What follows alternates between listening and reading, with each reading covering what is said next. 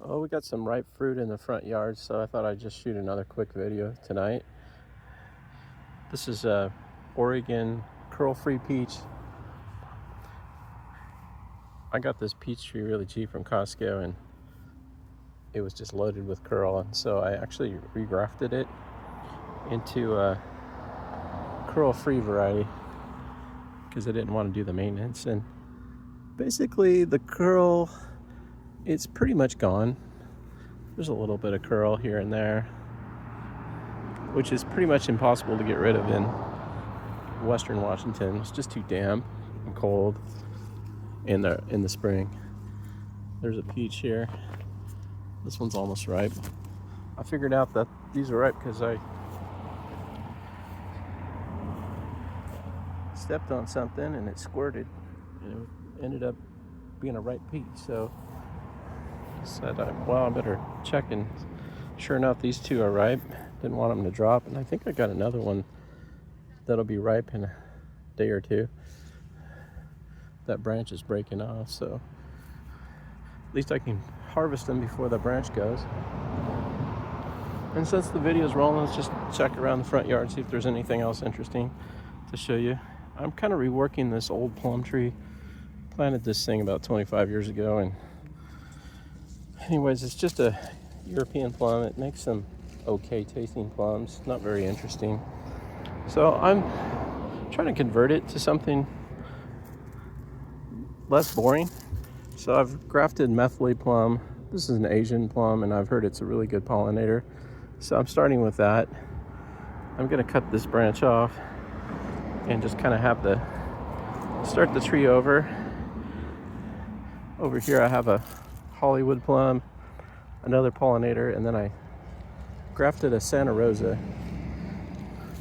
When I was learning how to graft, I successfully grafted a Santa Rosa way over here on the end of this plum tree, and it flowers early in the year, and I think maybe it set a fruit one time.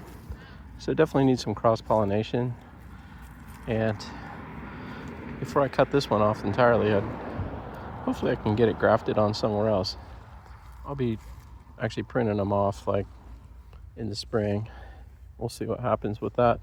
Over here is my Tahoma mulberry. You probably noticed it's a bit shorter. I've reduced it to about half size. A couple of reasons.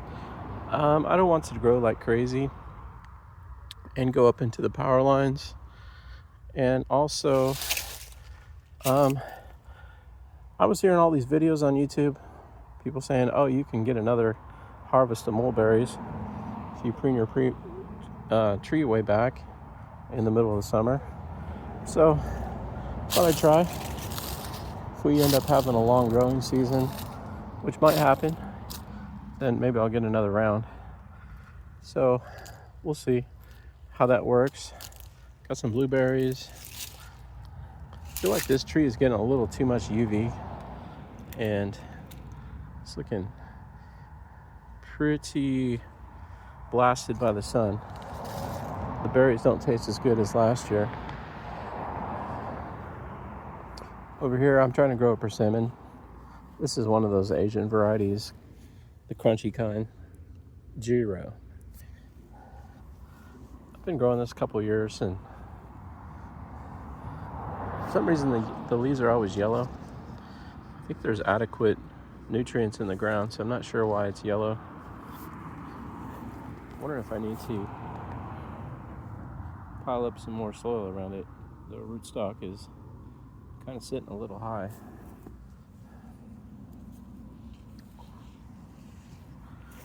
This is the Pennsylvania golden pawpaw. This is the medium-sized tree I have. It just makes a lot of fruit. It gets all droopy like this, and the fruit's going to get bigger. Probably some of these fruits are going to be pretty much dragging on the ground. More fruits over here.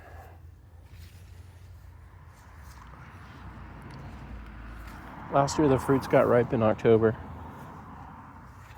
I'm guessing it's going to be about the same this year, unless we get a lot of really hot weather. It might ripen up earlier. The big pawpaw had one little tiny fruit on it. I'm not sure if it's still hanging on or it dropped. I'm trying to remember. I think it was over here somewhere. First fruit on this one. I have a mango variety grafted on top of this. The mango variety is growing really well, just never flowers for some reason. Maybe next year. This is a Luma piculata. It's one of those bizarre Chilean guava relatives. It's been flowering. It sets these fruits. They taste okay. Kind of looks like a monkey tree or something. Pretty interesting plant. Got a couple of pomegranates. I don't know if I'm confusing them or what. Planted these in the ground last year. Actually bought cuttings and rooted them and grew them. That's where I got these. This is Siren Nevye, cold hardy one, and the other one I got is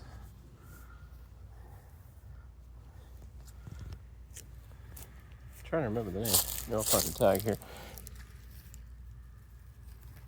Oh yeah, Kaj Atsik, something like that. Both cold hardies. Seems like our summers keep getting warmer and our winters too, so who knows, maybe I'll be ahead of the curve. Maybe we'll be growing pomegranates here soon. The loquat,